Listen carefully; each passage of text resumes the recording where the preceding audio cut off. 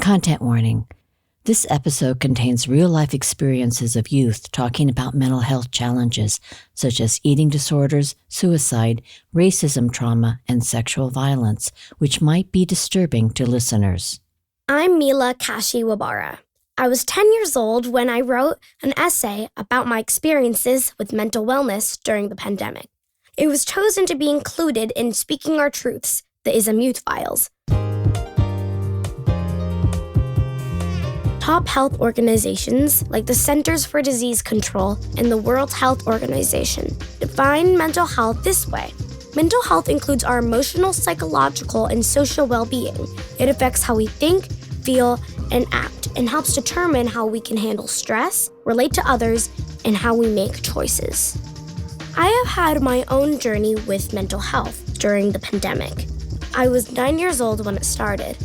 The pandemic lasted until I was 12 years old. That's a long time for someone my age. I grew up during social isolation and online learning. During that time, I was without my friends and social activities. This affected me. I was going through a lot of self-love and body confidence issues, and I had written a lot of terrible stuff about myself in my diary. When I wrote my essay, I found out I wasn't alone about how I felt. All the writers of the ISM Youth Files talk about their own experiences with mental wellness. The pandemic affected all of us, especially as kids. If you've been joining us, you know that each person has had differences in their mental health journey, and mental health means something different to everyone. I'm Mila Kashiwabara. I'm Puerto Rican, Cuban, Korean, and Japanese. I was 10 years old when I wrote an essay about my mental health journey during the pandemic. I'm now 12 and a student at West Sylvan Middle School in Portland, Oregon. And I am one of the writers for the ISM Youth Files.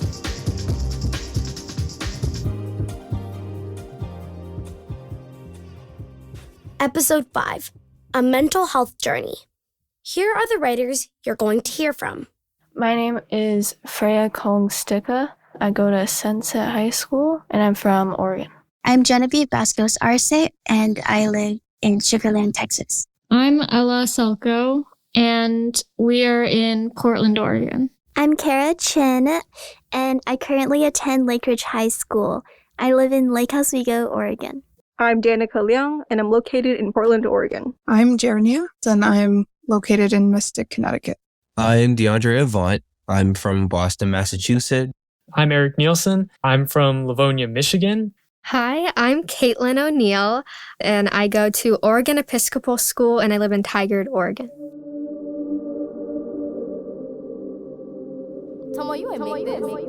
Lately, I have not been feeling like myself. At the most random times, I start bursting out into tears. I have an urge to clench my fists, and I just want to hit something. I say, I can't, and I don't know what I can't do. Sometimes I have a fear of running out of oxygen, and I always get very anxious if I do not have my water bottle with me. I have panic attacks and get shortness of breath. But whenever I did not have my water bottle in hand, the bad things I thought would happen never happened. Since my mom is a psychologist, I knew a little bit about what anxiety was. My mom saying she was worried about me made me worry. That was me about a year ago when I read from my essay, My Mental Health Journey. In the essay, I talk about my mom helping me get a therapist. At the first session, I thought it would be really awkward, but my mom knew what she was doing. It took us a while because it was important to have a therapist of color as well. We ended up finding a great therapist who was Asian like me. I was a little scared and embarrassed at first. I was going to tell a stranger things I'd never told anyone. Finding the right therapist helped me so much. Many of our writers also sought therapy.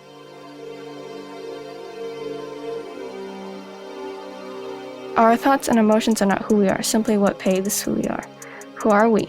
We are the witness, the spirit. Before I knew it, the sun had set. Everything was no longer nothing, nor something. Freya Sticka forgot how much creative writing helped her until she wrote this poem during the pandemic. She is now 16 years old and a Chinese-American student at Sunset High School in Portland, Oregon. Freya says she was transformed during the COVID lockdown. I remember when the pandemic started, I felt like I was just an average person who didn't care and never cared at all. I guess kind of a destructive person, not a really healthy person, someone that people don't really enjoy being around. But as the pandemic started, it gave me a chance to become myself and find things that aren't other people. Because I've noticed that if you aren't around other people growing up or are not really able to connect with them, it becomes harder to become like them and to understand them, and for them to understand you because they didn't direct you. When the pandemic started, I started to go outside more, and I realized that I may have been kind of lazy or kind of a bad influence to other people before the pandemic, or I might just be to other people, but really who I am is just someone else that isn't really related or can't be connected or described. Freya, like many youth, did some soul-searching during the time of social isolation. While she went to therapy, she actually did better when life resumed again, and she could see her friends. Different things work for different people, but a lot of people have kind of made it a standard to just go to a therapist and never really talk about their problems with other people, like friends and close friends. And that's kind of destructive because it kind of takes away that kind of connection and communication you have with other people and how you genuinely feel. Being in isolation was hard for 14-year-old Genevieve Vasco Arce in Sugar Land, Texas. Being with her family every day, all day long, made her rethink what is expected of her as a Filipina American. Genevieve spent a lot of time working on her graphic novel. She titled it Consequence of Culture, and in it, she listed society's expectations that she experienced into 5 rules. So rule 1, do not be hurt, you must be obedient. What I meant by that is growing up in a very discipline-based home curriculum, we were kind of forced to shut out that creativity as well as speak only when we're told to. Rule 2, study, you must be smart. Being an Asian, it's very easy to fall into the rabbit hole of, I need to get perfect grades, I need to excel academically. Rule 3, you must not drown, a good girl solves her own problems. Rule 4, swim. The water's quite comfortable actually, because if you embrace who you are, then the waters that drown you don't really drown you. You are swimming essentially. Lastly, rule 5, be the difference. Working on these rules and drawing her artwork onto index cards was one way Genevieve coped with lockdown during the pandemic. Mental health is a very serious issue for me and for a lot of other people, especially in this generation. In the summer of 7th grade, I started having depressive episodes because even though I didn't talk to my friends, I still missed their company and I still missed who I was around them. And mental health, it's truly a revolutionary thing because mental health is just as important as the foundations of ethnicity and culture. The Acoma Project published a mental health report in 2022 titled State of Mental Health for Youth of Color During the Pandemic. About half of the youth experienced moderate to severe depression. Symptoms include low energy, feeling hopeless, poor sleep, and feeling generally bad about themselves. In the last image of Genevieve's graphic novel, she drew a young woman floating towards self-acceptance. Genevieve describes the critical thoughts that led to this image. Being enveloped in appearance, thinking, oh, my eyes are too small, my skin is too dark, I'm not good enough, is suffering under our own hands, which I believe is the only foolish action to do. So what to do in despite of that and in spite of that is to stay true to yourself and to love who you are, because in the end, you only have yourself. So might as well embrace your culture, your ethnicity, the people who love you, and how you love yourself. Ella Selko in Portland, Oregon went to a Montessori school before the pandemic. During the lockdown, she and a couple other students created a social pod and held class in her mom's home office. There were 4 tables. One person was at each table, except 2 people had to sit at one table. We all had our separate computers that we brought from home. In the morning, it was hectic because we were all like, where's our chargers? We need more outlets. Like, what's the Zoom link and stuff? You would just join, talk a little bit, and then you would have to stay on the Zoom while doing work assignments. And then our teacher would come get specific people and put them into breakout rooms to give lessons. During this time, Ella created a graphic novel. It was titled Smile. She drew it in pencil, and it captured her emotions after the murder of George Floyd. Here she describes what she drew. And this is her just curling up and having a breakdown, I guess. And then she gets up and kicks something out of anger and doesn't notice that a plant on the table leg she kicked was on the edge of the table, and that kick made it fall over. And then the dad hears the crash and says "Hun, what happened? I'm coming in." Then on the next page, there's a picture of the plant with the broken pot and dirt spilling out of it. And then she turns around and just hugs him. And the dad, even though it doesn't know what's going on, he tries to comfort her. "You're okay. Can you tell me what happened?" Ella says both creating the graphic novel as well as writing in her journal helped her to process her thoughts and feelings. The last image Ella drew was about what comforts her. My cats help comfort me when I'm not feeling the best. And sometimes when I'm feeling overwhelmed, I write stuff down. And there's a picture of a cat. And journaling can really help take some of the stress off of your shoulders too. Sometimes it's hard to put your emotions in words. So just try to get the things that have really been bothering you and try to put them into words and then write them down. It can be in a letter form, but you can also just write your thoughts down, and sometimes it helps. Writing as an outlet for your feelings came up for all the writers, but they also spoke about the desire for self-acceptance. 17-year-old poet Kara Chen in Lake Oswego, Oregon, describes the cultural pressures fighting both self-acceptance and getting help. It's about understanding yourself and understanding that you can hurt and not seem like you're hurt on the outside.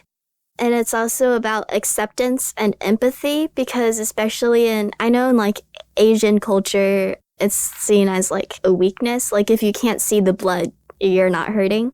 But especially with COVID, and especially with just a growing acceptance of things that aren't visibly obvious, but we know do affect us, I think that it's really hopeful to me to look forward to mental health care being more accessible and mental health being less stigmatized in the future.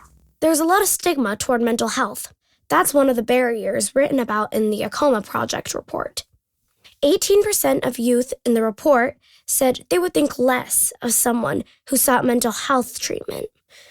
This is why it's important for the writers in the ISM Youth Files to speak up about their mental wellness. It can help reduce that trauma. Kara Chen says writing poetry helps her to step outside herself so she can feel safe to express her feelings. But I think with writing, you get to understand that in a more creative and complex way so that your feelings can show up as more nuanced and less I'm feeling overwhelmed, because writing that on paper every day is a little boring. But if you write in metaphors and if you write about other characters experiencing the same problems as you are, I think it's a little more freeing and it's a lot easier to write about it that way, because it's not this is me. Creativity can support your mental health. It's also important to seek professional advice to help you when you're feeling low. This can be a doctor or a therapist, someone who is in the medical field. When writer Danica Leung fell into a depression during social isolation, she looked for help. When I was forced basically to seek out mental health services and therapy, I currently have a really good therapist. I currently am on medication, and it's been so helpful. But I don't think that without the pandemic, I would have gotten to such a low point that I would have sought help. Otherwise, I think I may have continued down a path of declining mental health. So I'm grateful in some ways for the pandemic for that. Danica says her awareness of social issues during the pandemic gave her purpose and inspired her. It's also a time of social reckoning. The houselessness crisis in Portland, the current heat wave as an impact of climate change, racial inequity, and economic inequity. And it inspired me to seek out ways to change the world through the government, as well as through collective organizing. So I took a part in voting rights initiatives, Get Out the Vote. I did cold calls for representatives I supported. I interned with a state representative. Her social activism helped her, but Danica says getting help for mental health treatment can still be a hard stigma to overcome. There is a worry about how people will look at you if you say you have struggles with your mental health. Danica says it helps when community groups offer resources. The OCC, with Oregon Chinese Coalition, is taking strides towards improving mental health. They have distributed materials. They've offered a talk line to help support specifically students of our demographic. They also did COVID-19 services. I'm not super sure if they continue to do that, but mostly wraparound services to try and help support Chinese Americans who are suffering from COVID in a way that is accessible to them, crossing that cultural and language barrier. Danica says there is also a cultural barrier to getting mental health therapy. I think especially for Chinese Americans who come from a collectivist culture in which it's very taboo sometimes to speak out against dominant thought, or where we're kind of faced with the model minority myth where we have to be high performing in order to belong. It's really, I didn't have the language that I have now to be able to understand the feelings I was having, the resentment I was feeling, and therapy was super, super helpful to be able to really put a label on what I was feeling and to articulate the complex mess of emotions that I was feeling then and even now. I mean, I had a therapist appointment this morning and it went great. So I think therapy is so beneficial to really just make you feel like you're not alone.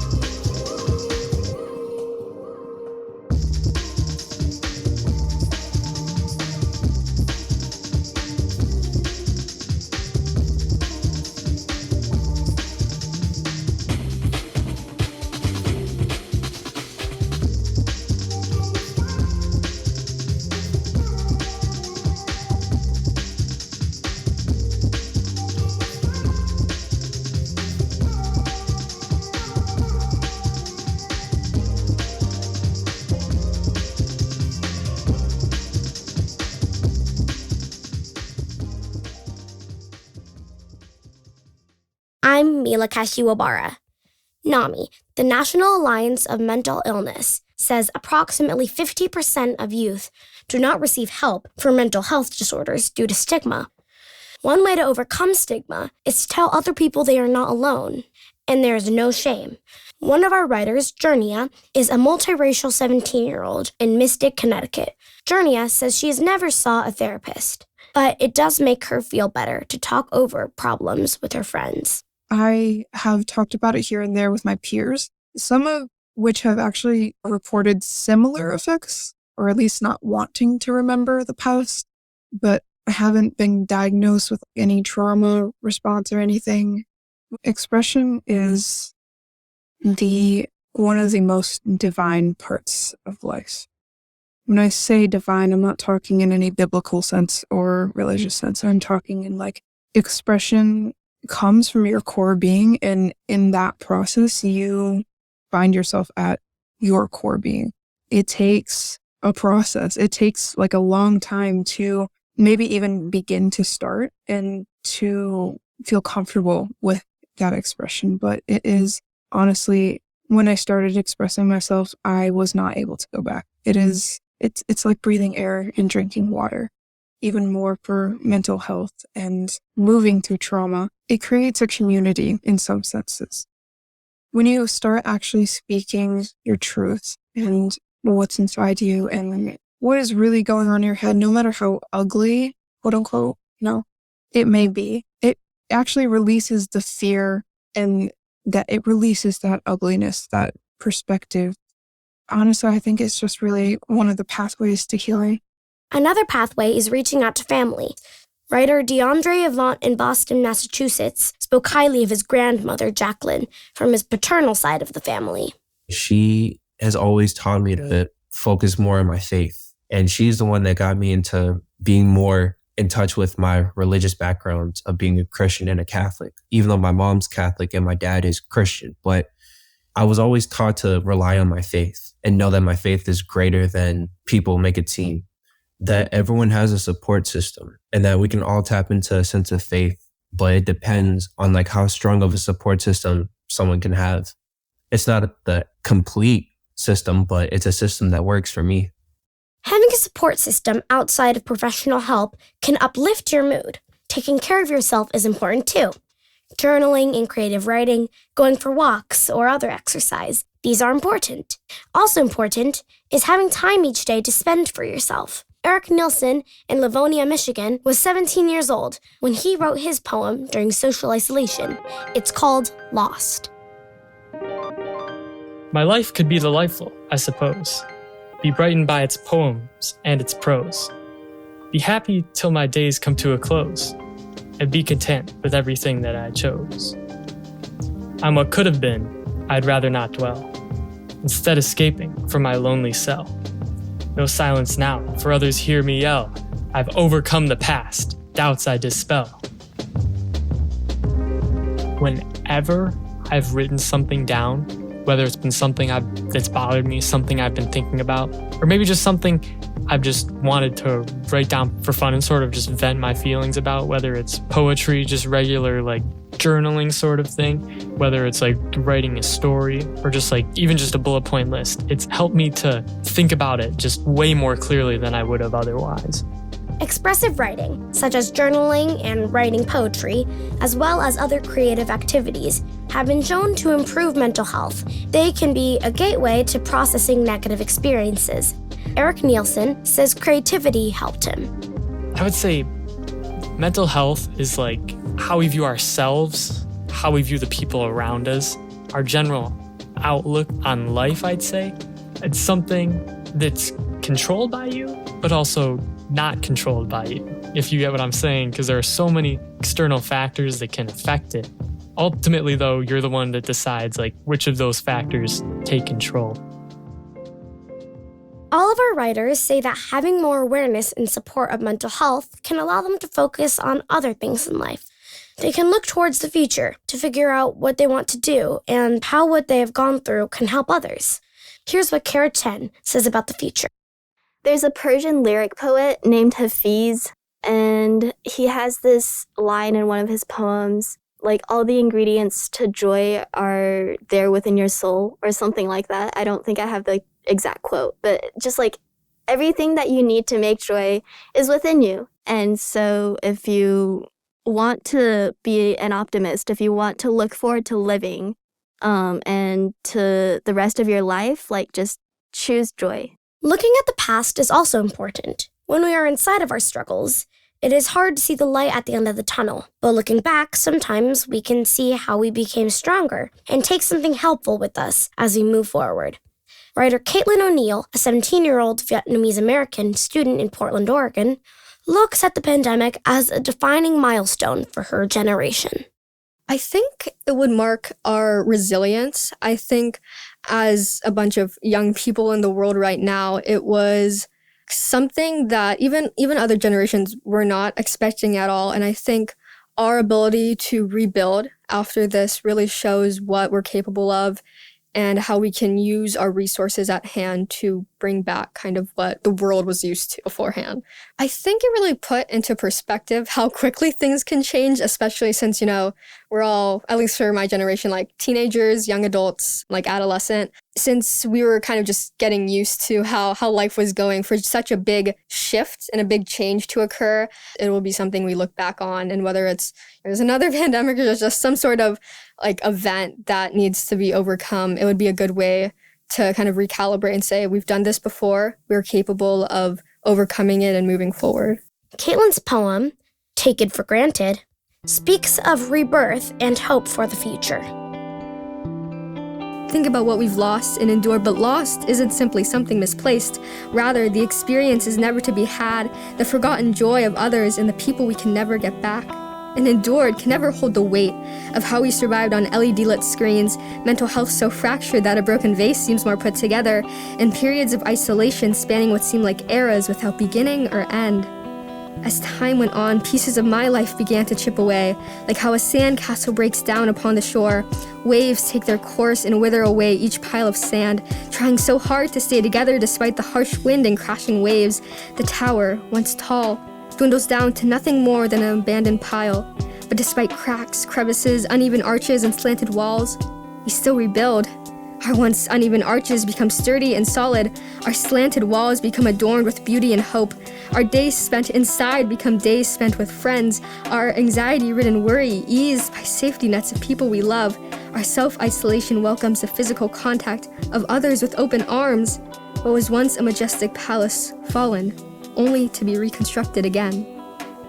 Now, as we find ourselves discovering this new normal, filled with those familiar faces, crowded spaces, hugs, and handshakes, we can't help but to appreciate the world a little more, the transformations of our lives, but this time for the better, almost as the world blooms from the remains of isolated dust, blooms from strides as a community, blooms from our strength, blooms from what we've lost, blooms from our hope, blooms into the world we are rediscovering one step at a time, and I will never take it for granted again. I don't take for granted the experience of working with a therapist. When I was struggling, my mom would also help me and make sure I knew that I would be okay. Now I can support other people and hold their hand when they are going through something. I can tell them I've been where they've been, that they will get through it like I did. If you want to know about mental health opportunities, there are also organizations working to provide support. This can be in form of pamphlets, hot and warm talk lines, and other peer support methods. Also, this is important. We can text or call 988 anywhere in the United States to get crisis care help every day, all day long. It is confidential and supports anyone in suicidal or mental health crisis.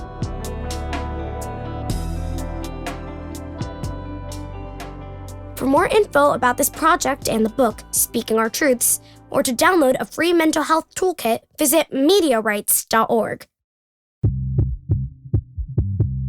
I hope this has helped you. For everyone who worked on the ISM Youth Files, thank you for listening. I'm Mila Kashiwabara.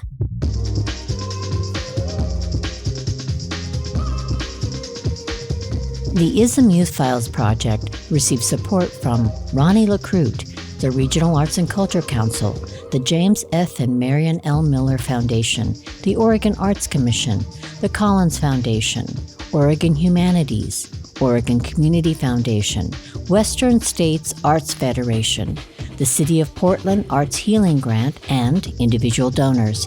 Special thanks to our partner, Oregon Children's Theater, who co-created a mental health toolkit for this project. Get a free download of the toolkit or more info on the Speaking Our Truths book at mediarights.org, mediarights.org. Order your copy of the Speaking Our Truths book at Amazon or request it at your library or school. Music for this show was composed and performed by Tomo Singh. Hear his music on all platforms. The ISM Youth Files project was produced by D. Milo Roberts with Amanda Anderson and Samson Siorath. Literary Works editor was Sandra DeHelen. Our mental health consultant is Dr. Eleanor Heel Kashiwabara. Our engineer was Clark Salisbury, who provides additional music. This is a Media Rights production.